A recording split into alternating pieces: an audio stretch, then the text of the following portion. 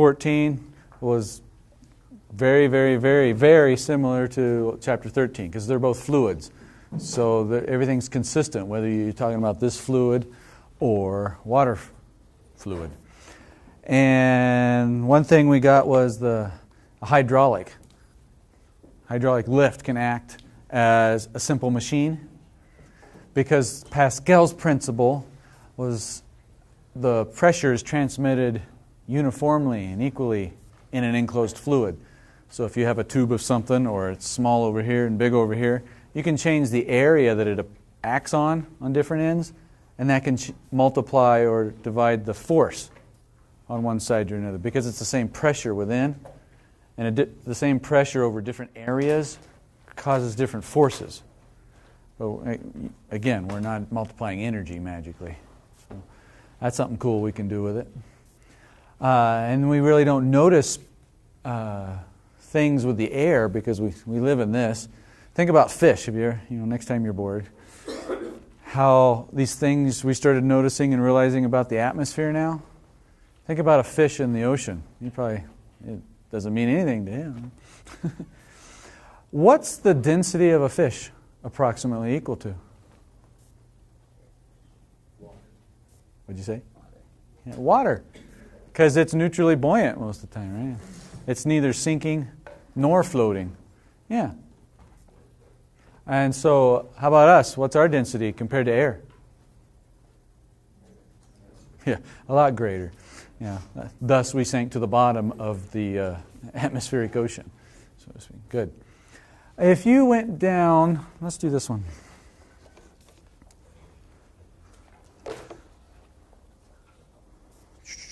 Okay. Open this to atmospheric pressure, pushing down on that surface. Open this end. And we learned that water seeks its own level, right? So those two levels are the same. If I go like this, they're still the same. Look at it in terms of atmospheric pressure now. Well, it's the same pressure on this side that it is on this side, right? The air is pushing the same. So what if I blow into this end and increase the pressure over here?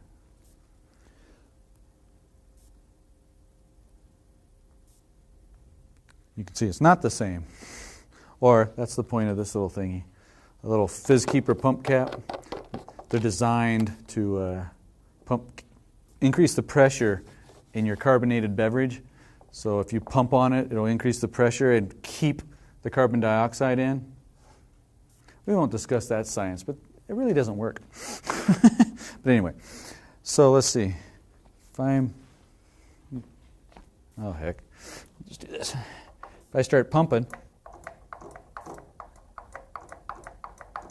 we have a barometer.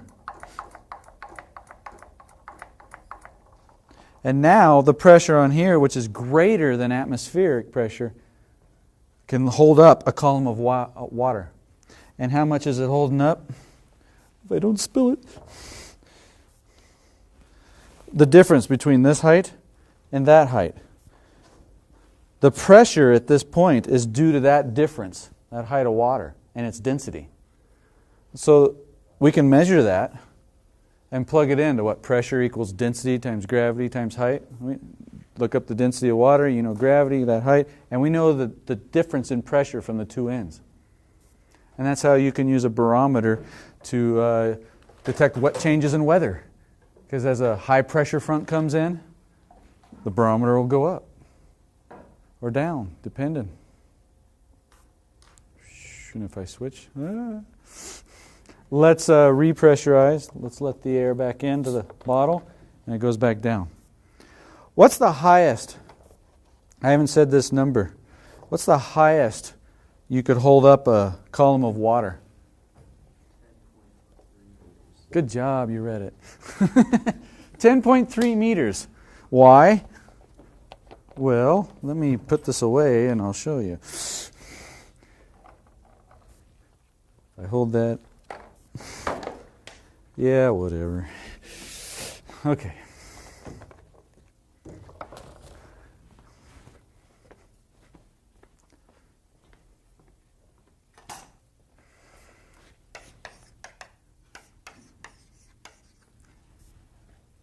What we're claiming here is at 10.3 meters, you plug that in with the density of water and gravity, guess what pressure you get?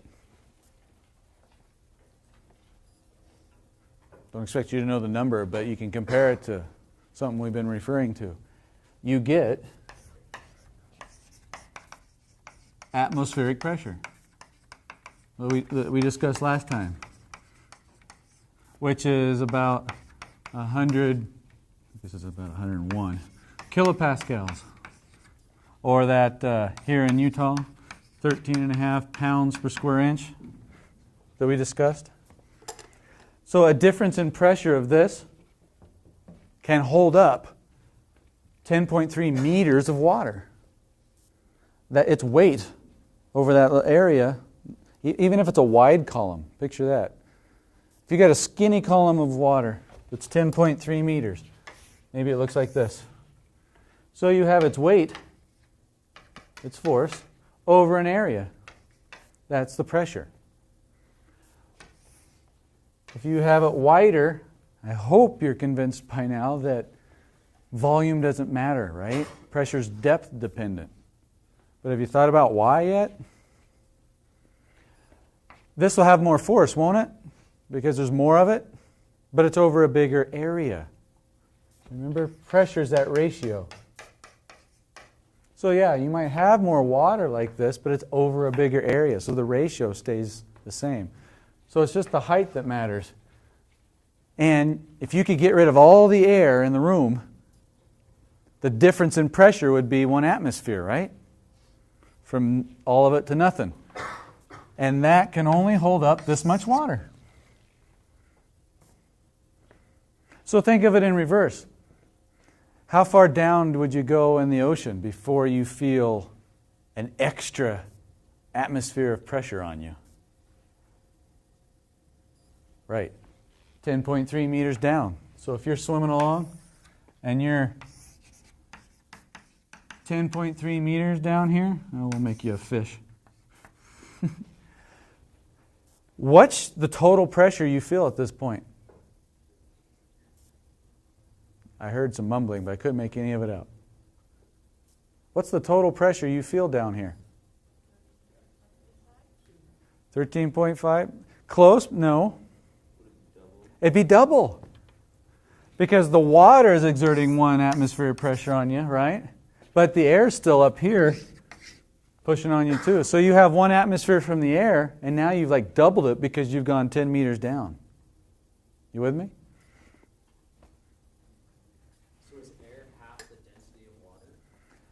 No, because this height is a whole lot more. It's going like 30 kilometers up. So yeah. Far less dense. So you need a lot more of it, a bigger height, to have the same pressure effect. Same idea with water and mercury. Mercury is a lot more dense, so you don't need as much of it. This is smaller. I mean, this is a lot bigger for mercury, so this can be smaller to create the same pressure. With air, air is a lot less dense, so this is really small compared to water. So you need a lot more of it to have the same pressure effect.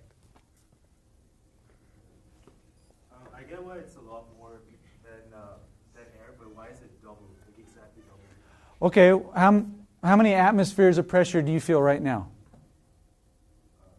1? Yeah. So that's still there. That's still pushing down. But if you go 10.3 meters underwater, what's the pressure just down here, just due to the water? Another atmosphere. So what you feel here is an atmosphere from the water and an atmosphere from the atmosphere. That's why we call it atmosphere. Clever, isn't it? So if you went deeper than 10.3 meters, would it be triple? Exactly. If you go another, and you go down here to another 10.3, so you're 20.6 meters down. Yeah, you would feel 3 atmospheres of pressure on you at this point. 2 from the water, 1, 2, and 1 from the atmosphere. Yeah, go ahead. Regarding that 10.3 meters, back east, some towns have those giant water tanks. Yeah. But that's a lot higher than 10.3 meters, so how does that work? If you have a big water tower, gorgeous, isn't So it? they have to pump it up there? You would need a pump. Yeah. The book talks about pumps that just pull some of the air out.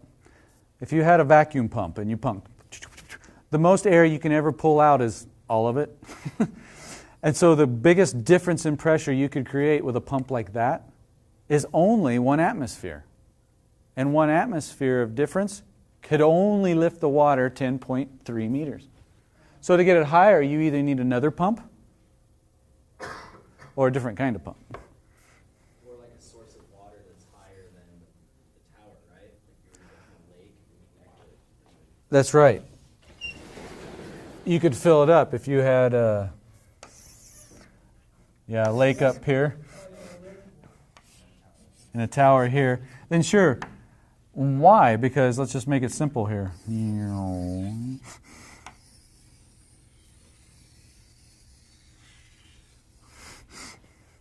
I do that for emphasis. Can you guys see? Because this point is higher than this point. And so the pressure difference is based on this height. See, it's like me with a tube minting around with the Roman aqueducts. The tube can go, who cares? It's the beginning and ending points here. Because atmospheric pressure up here is less than atmospheric pressure down here. That's fine. But you have this height of water causing a greater pressure down here. And that gets it to flow downhill. Or just think of it as you take a ball uphill and you let go of it, it comes down. Well, this is a bunch of little itty-bitty balls, right? Gravity pulls on them. They're weight. Weight over an area is pressure. That's why we're dealing with it in bulk. So yeah, that'd be one easy way to fill this up. Remember our vases? We had a big one, and then we had them all connected, and this one went up something, and this one went up a funkier thing, and a skinny one. And once this was free to flow over to there, well, this creates pressure here. That pressure pushes the water into these. This difference in pressure can hold up this much water. So water goes up. But as water goes up, this creates pressure here. And at some point, the pressures equalize. And they all settle at the same level. Because now this one is exerting pressure here. This one's exerting the same pressure, same pressure, same pressure. There's no difference in pressure, nothing flows. If there's no difference, nothing flows. We don't notice a difference until, we don't notice the pressure generally until there's a difference. Like that vacuum packing you in the bag. Then you could feel the air pressure pushing on you.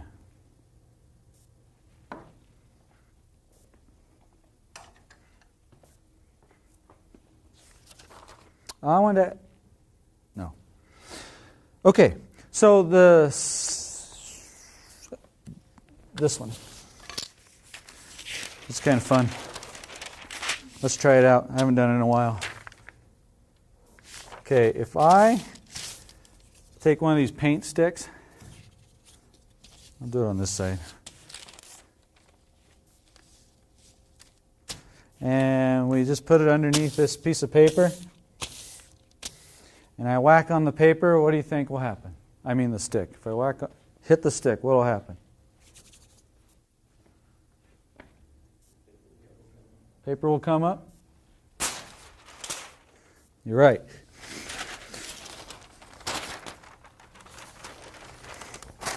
I even ripped the paper.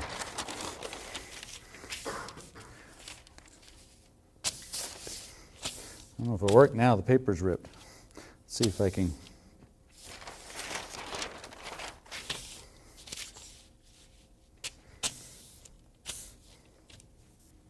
Try it again.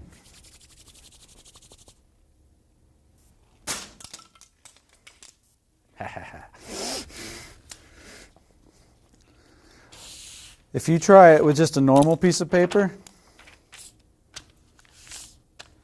you'll never be able to break it. Okay, maybe not never, but highly unlikely. Why the difference? Surface area. This one's a lot bigger. So who's providing a larger force? Newspaper. The pressure is the same on both. Atmospheric pressure is pushing down on this and this. But pressure over a bigger area holds this down with more force, enough that I can break it. I think it's impressive. You can just do it with a piece of newspaper. But you can't with one of these. I just forgot I was going to show you that. Now let's start moving air. Everything we've been doing so far is with fluids, they've been fairly static. They can flow from one to another in different pressures. But something happens when they start moving also. If they're moving, you can get changes in pressure. This is what keeps an airplane wing up. One way to think of it. Because as it goes through the air, you can think of frame of reference, right? It sees the air rushing past it. And so there's relative motion between the two. And so, yes, if you're riding on the wing and riding on the air, you would see some time dilation. But although it'd be so slow, you couldn't detect it. So we don't have to deal with relativistic effects. We're not going that fast. But the idea is there's air moving relative to the wing. This is my favorite example of this. There's a tube here that I'm going to blow air through. I got a shop vac behind the wall. And it blows it through and comes out to air here. So each of these is open to atmospheric pressure, which is why they're seeking their own level. They're at all the same level. What do you think will happen if I blow air through it? What's? They'll come up? Let's see.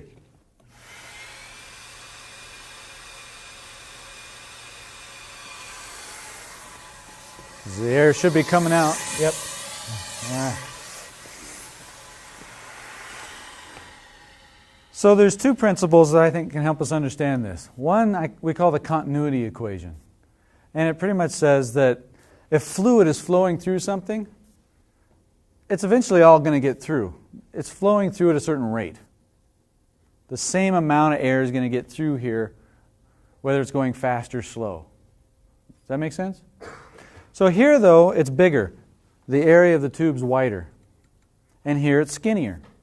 So in order to get all that through with the same flow rate, what do you think has to happen to the fluid's speed? Here you can get a lot of it through at one time, and here it's restricted, so you can only fit a little bit through at one time. Yeah, so it will speed up in the skinny spot, the narrower section, to keep this continuity. Because we know we make something skinnier. You know, you got your garden hose. Think about that. You put your thumb over the end to spray someone. How many of you sprayed your siblings? Come on. Yeah, what happens when you narrow that region right at the bottom, at the end? It goes from inside the tube to a small narrow neck. And it speeds up and shoots out fast, doesn't it? To keep the flow the same. So here's a equation to guide that thinking. Continuity equation. And it's just simply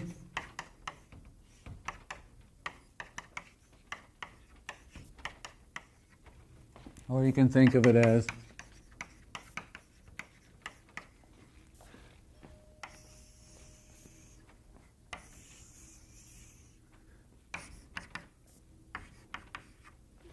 so if you got water flowing through a pipe and you have two different areas of the pipe, I apologize.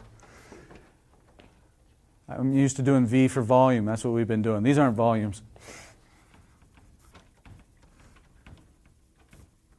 Velocities. It's the speed of the fluid. So here, it's moving at V1. Here, it'll move at V2.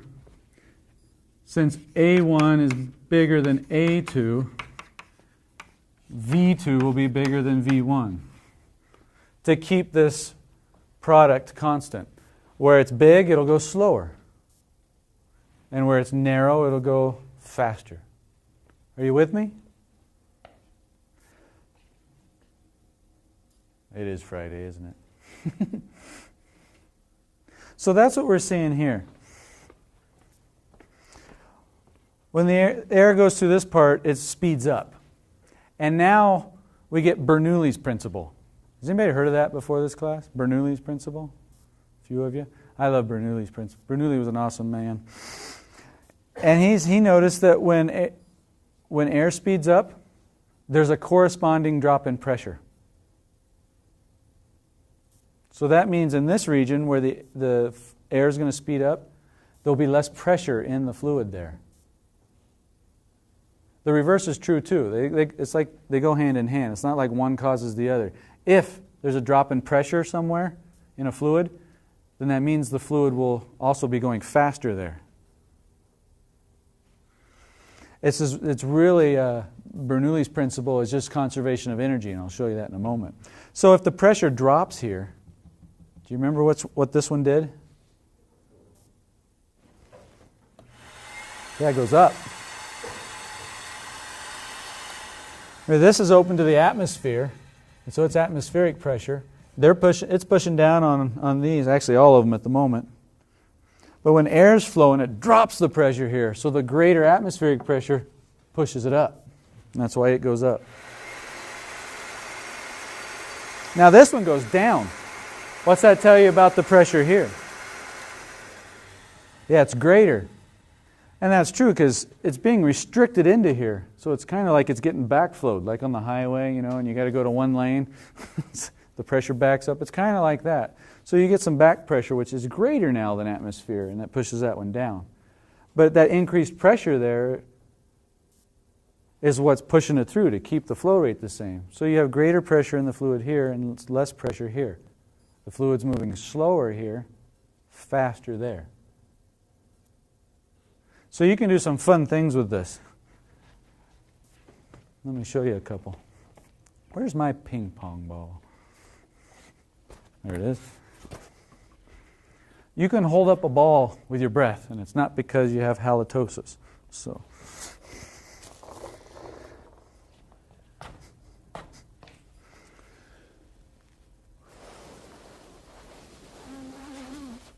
till I run out of breath. The idea is that I'm blowing air. There's an airstream. Well, the ball is deflecting some of the air. Think of it as like, here's my tube of air. You got a column of air. Well, the ball gets in the way and kind of constricts it around the edges, right? And it makes it narrower. Around the edges, it essentially gets narrower. And according to Bernouilli, or a continuity equation, what happens to the speed of the fluid there? Say again? It goes faster. And when fluids go faster, there's a corresponding, what? Drop in pressure. And so you can keep this in your column of air. Because if the pressure is less on the sides where it's being restricted, there's less pressure here, there's atmospheric pressure out here, holds the ball in, and it can keep it up. Or from falling sideways. A more dramatic version is the beach ball. The same thing can happen with that.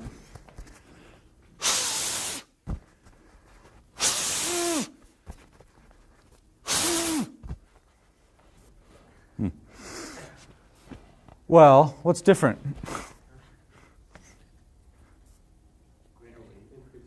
Yeah, there's more air and everything, but the key here is this is heavier. So I can't blow fast enough to get a big enough difference in pressure to do anything with this. But that's why I brought this. Little motor fan here. This can go faster. And if I can move the air faster, there can be a bigger difference in pressure. Plus this air will be blowing up on the beach ball. That helps. I just can't move enough air fast enough. I know you guys like to think I'm full of it, but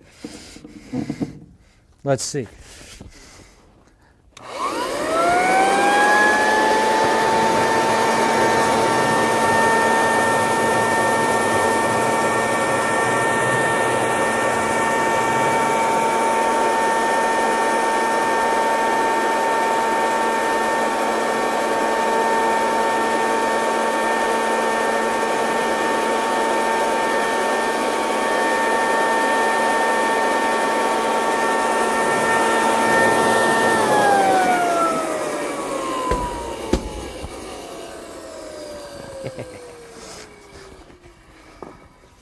So even when I tip the ball, something else has to happen there. I mean, just straight up, it's staying. You know, if it comes out, then the air, it constricts this side more, right? You think of the column of air. And if the ball starts falling this way, well, it constricts it more on this side. And so it's narrower. The air speeds up. There's a corresponding drop in pressure. And that difference in pressure from atmosphere to there pushes it back. And vice versa. Well, when I'm tipped like this, you can even tip it. Some of the air, it goes over the top and some goes under the bottom. But the stuff that's going over the top gets deflected more. It's similar to like being constricted up there. And so there's less pressure on the above where the air is moving faster. And so greater pressure down here, less pressure up top, that's lift. That's what keeps an airplane up. It's curved up here, most airplanes are, but they usually tip and there's an angle of attack. And so when the air comes across it, some air goes over the top, some goes under the bottom, but the stuff on the top gets deflected more. Curved. I don't know if it's more, but it gets deflected also. And it causes the air to move faster up top than down below. Bernouilli's principle. Which means it's going faster, there's less pressure, greater pressure. The difference in pressure, lift. And that can keep an airplane up. You can think of this in terms of Newton's third law too.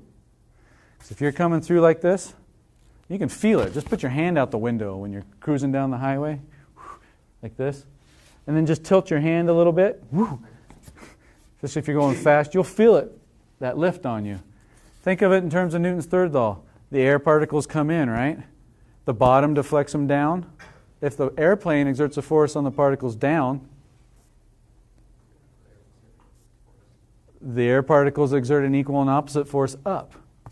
Well, the top of the wing is deflecting the air down also. And so that provides, if the wing is pushing air down, the air pushes the wing back up there also. And that they both contribute to lift. So you can think of airplanes flying in terms of Newton's laws or Bernoulli. They both work. Any curved little surfaces, like boomerangs, causes lift. This surface is curved more than this surface, and so there's air deflected. Think of it as getting squished there, narrower. It speeds up. There's less pressure on this side than this side. The difference in pressure pushes on this area and causes a force. Well, with boomerangs, they're also spinning, and that causes it to turn. We didn't cover that, but I love boomerangs. They're fun.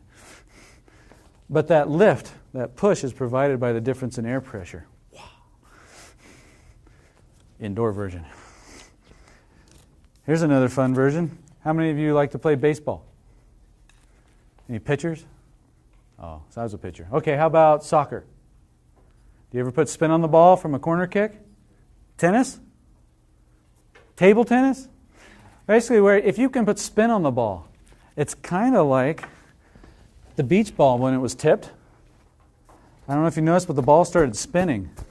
And a spinning ball, just think of it, it's not that complicated. You got everything we just talked about, but if it's spinning and the air's blowing over it like this, it hits this part of the ball, but that ball is moving, right? So it like drags it along with it. And you can deflect even more air that way. So spinning balls can create a sideways lift or push. So when you put spin on balls, the fluid is deflected more on one side than the other, because in one direction it's going in the same direction as the fluid, and in the opposite direction the ball's spinning, it's countering it. And that makes the difference in speed from the two sides larger, which makes the difference in pressure larger, and there's a bigger sideways push. So here's a styrofoam ball, little doodah with sandpaper, just for lots of friction. I'm going to fling it like this and get it spinning. If I just throw it straight, it goes fairly straight. Now if I spin it, I don't know if you can see, but it's going like this. We'll try it again. I'll come more straight at you this time. I'll try to hit Tommy. And if you spin it the other way, it curves the other way. You can do top spin and make it spin down. You can do backspin and make it spin up. I'll do that one next.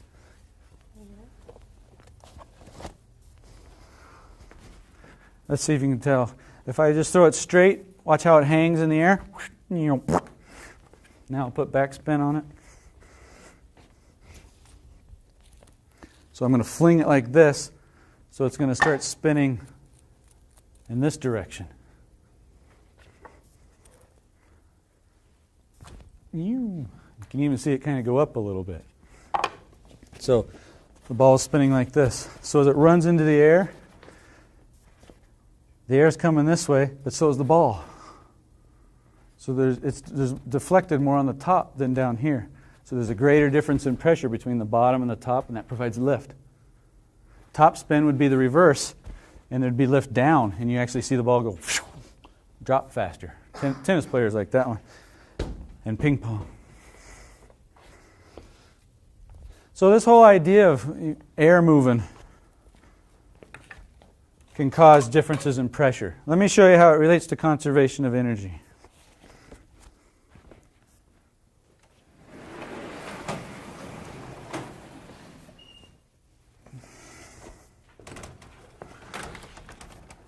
I'm not expecting you to have to do this little derivation yourself, but you should be able to understand this. Kinetic energy, because the fluid's moving. There's energy with motion.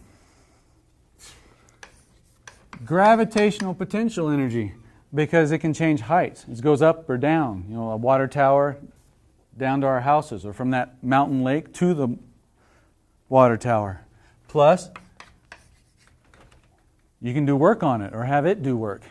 The water can push stuff, and some of the energy can be used up that way, running something. Or you can pump on it and add energy to it.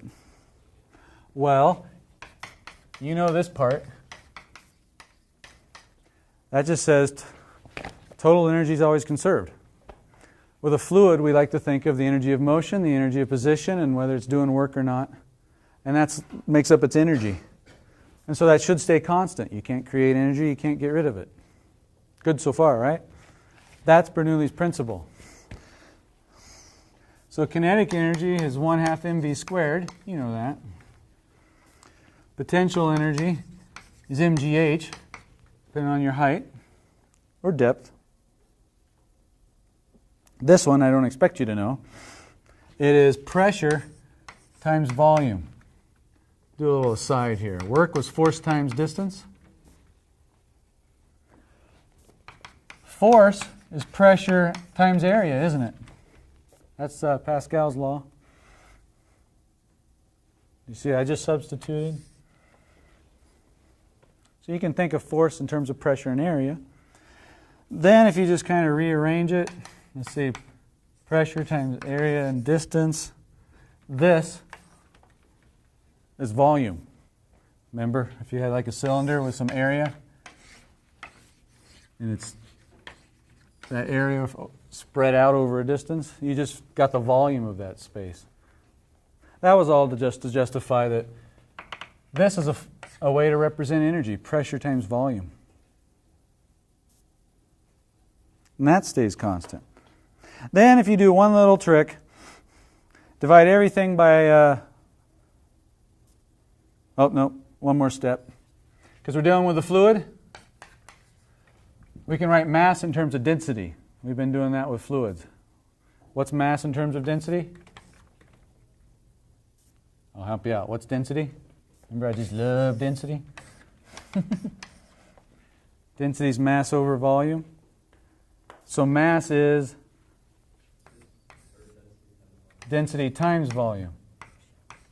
So we can do that.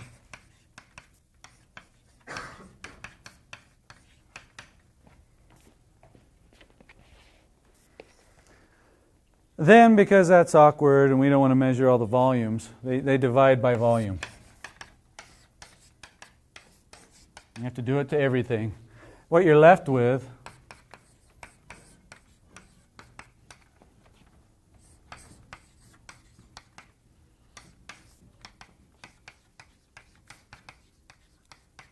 and We're not going to plug numbers into this, but this is our guide to thinking for Bernouilli's principle.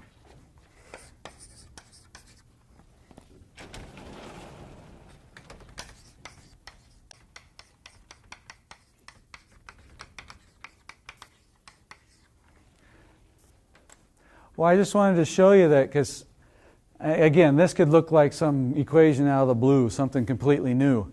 No, it's everything we've already known. It's just conserving energy. It just looks different. This is energy. It's like energy per volume. So it's okay. Think of these as terms of energy. They're now all like pressures because this is pressure. But you can see pressure times volume was like energy. It all has to stay the same. What's that mean? Okay.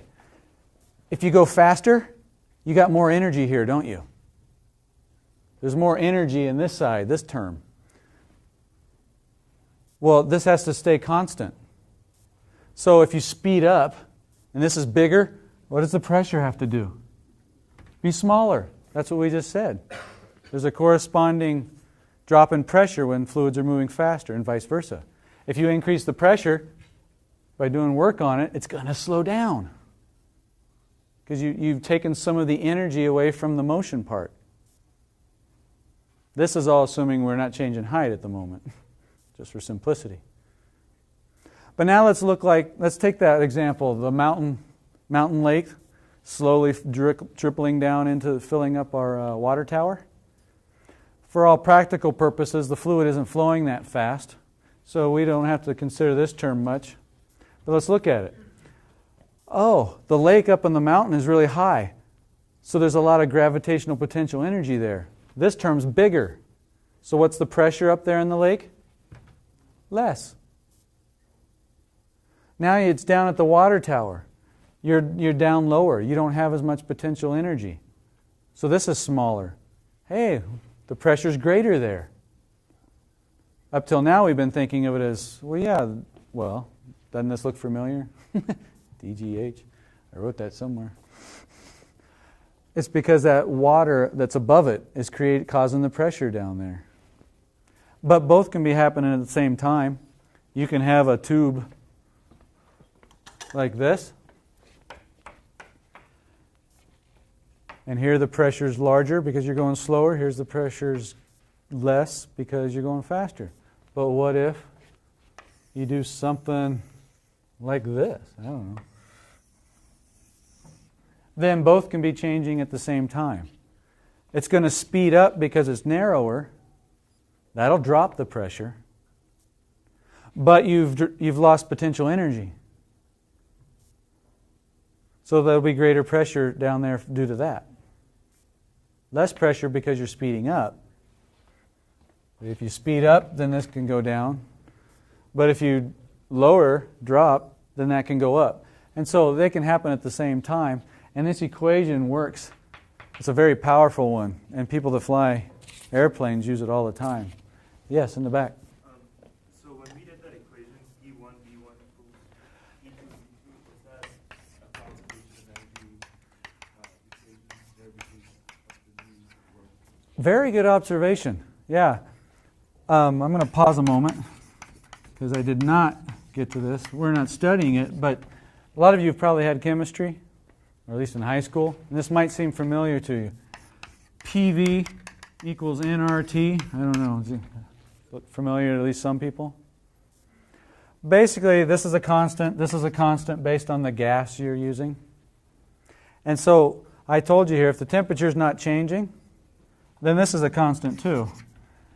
And so the product of pressure and volume stays constant. So if you change one, you change the other. And we just learned up here that pressure times volume is another way to think of work, which is a form of energy. So absolutely. In a sense, you got some volume of something. Let's look at this. The volume of the packing peanuts confined there. They feel a certain pressure. I bet you know what will happen. If I increase the pressure, what will the volume of the packing peanuts do? Decrease. Because energy is conserved. Something has to give. Let's do it. Packing peanuts are mostly made up of what? Yeah, air. And they're like trapped in the cell walls. So it's like a whole bunch of little microscopic balloons, if you will, right? So if I increase the pressure by pushing more air in, if I do it slowly enough, the temperature is not going to change. We'll talk about that later. But I'm going to go fast so it doesn't take forever.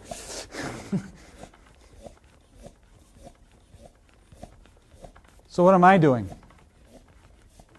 Work. That's right. You want to see an effect? Yeah, it's going to take energy. So I'm putting work in. That's changing the pressure and the volume. The pressure is increasing, so the volume goes down in this case. That's enough.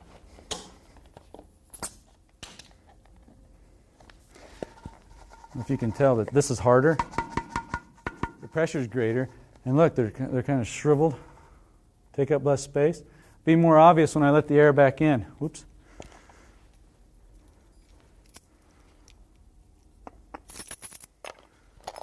All right, you ready? Watch the packing peanuts.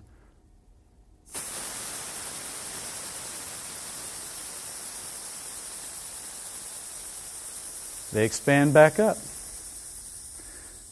Because the air is trapped in the little cells of the packing peanuts, and so it stays at atmospheric pressure inside. But I increased the pressure outside them, and it made them get smaller, like you going down as a scuba diver, or the gas in your blood. It gets compressed into your blood more.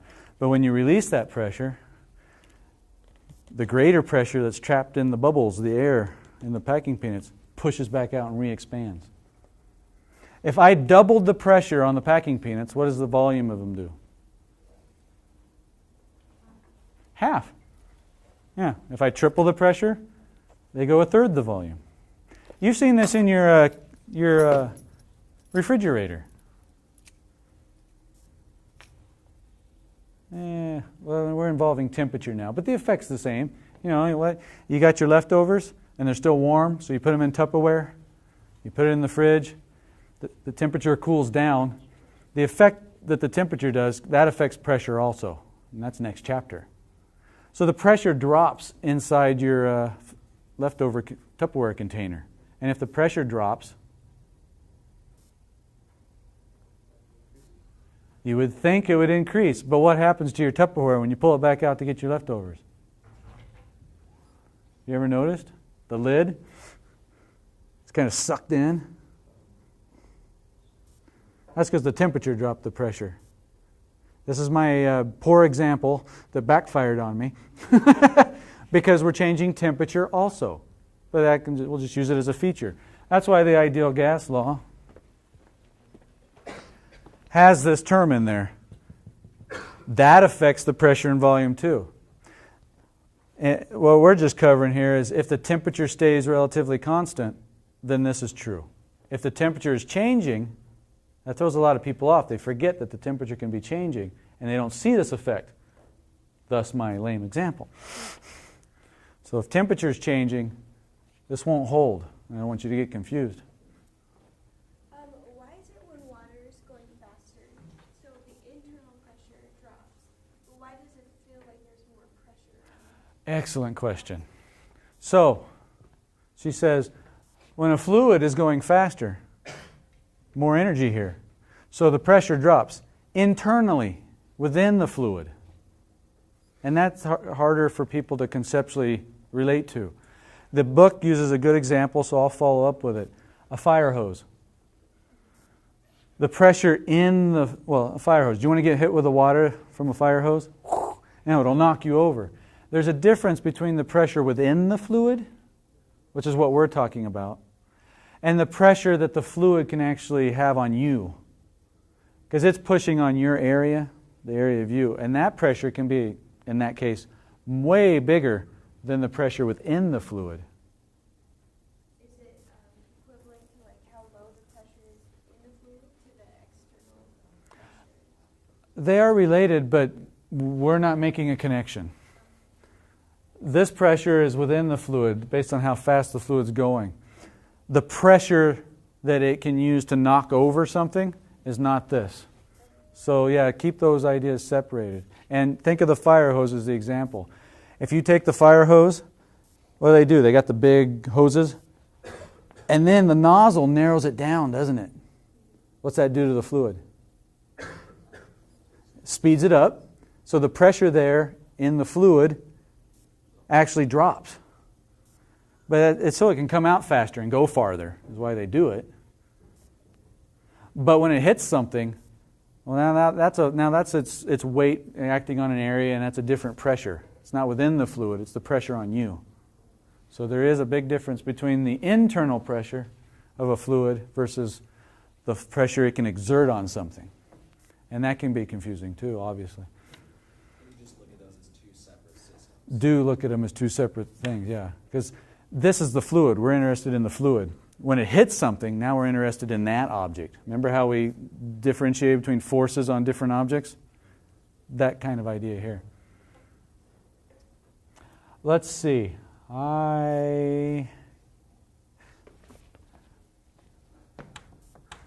Do you want a couple clicker questions, or I just do them at the beginning next time, or a couple more demos? Okay. We'll start with clickers next time then. Because I could go either way. This one's fun. So this will hold this ball up, as you can probably guess.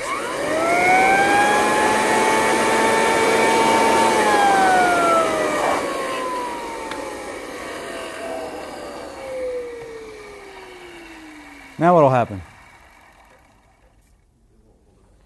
It won't? Why not? Because it's like a greater area where the air is now, where the ball is. So it'd be a decrease in velocity. Very good. Very few people get that off the get-go. I'm just taking that as, yes, we're getting it. See how it expands? This is like a bigger area. So the fluid's going to slow down. Yeah. So there won't be as big a difference in pressure. Let's see what happens here.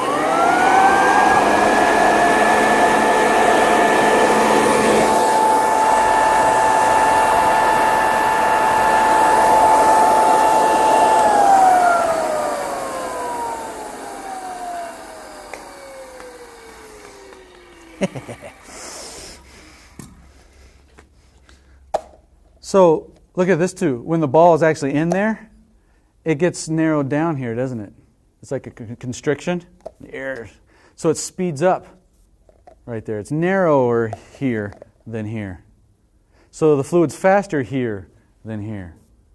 So also there's less pressure here than here. So even when I flip it upside down, greater pressure here, atmospheric pressure, and the faster moving air here, less pressure. And so that difference actually keeps the ball in the cone. Another way to do that, because you all have, well, you could do this pretty easily. Blow dryers work with balls too. Here's a thread spool, a piece of paper, and a little paper clip just to keep it aligned in the hole. So what I'm going to do is blow air through it. I'm going to blow air. I'm not going to pull air. I'm going to blow it.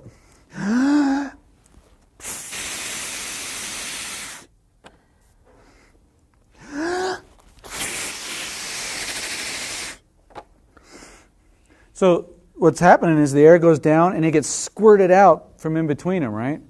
Well, that's really narrow there. So the air goes faster, there's a corresponding drop in pressure, and atmospheric pressure here is greater now than the pressure there, and it holds it together. And one I call smoker's test. We'll end with this. Whoop, I got stuck. All right. If you blow over the top of this, just like the balls or the wing, air gets deflected. It curves and deflects so that the air should move, because the air is moving faster, there should be a drop in pressure. You ought to be able to use the air pressure from the room to lift the styrofoam plug. It's light. So greater pressure down here, if we can drop the pressure enough here and make the difference in pressure greater than the plug's weight, it should rise, right? Want to try? Blow across the top. Should I do this or? Whatever. And now we learned, if you can make it go faster, you'll get a bigger drop in pressure, right? So blow faster.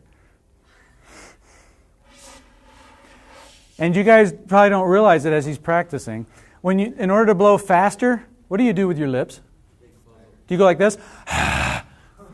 Or do you go, why? It's like the nozzle. If you narrow it down, you can make it go faster. You can feel the difference versus, there's also a difference in temperature. That's next chapter. But you didn't get it? But the angle can affect it too. So purse your lips, blow fast, and kind of blow up a little. It'll get deflected over the top, and you can raise the thing up. And I'm not lifting it. I'm just dropping the pressure so the air in the room can give it lift.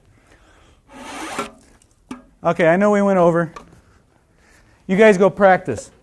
30 seconds. It's a challenge. Toilet paper holder, right? Ping pong ball. Spread your fingers so that air can still get in the bottom, right? But the ball doesn't fall out. Blow across the top. Can you get it to come out? And then, once you get good, come back and tell me who can do a toilet paper roll. Come on. Yeah. It's Bernouilli. Have a great weekend.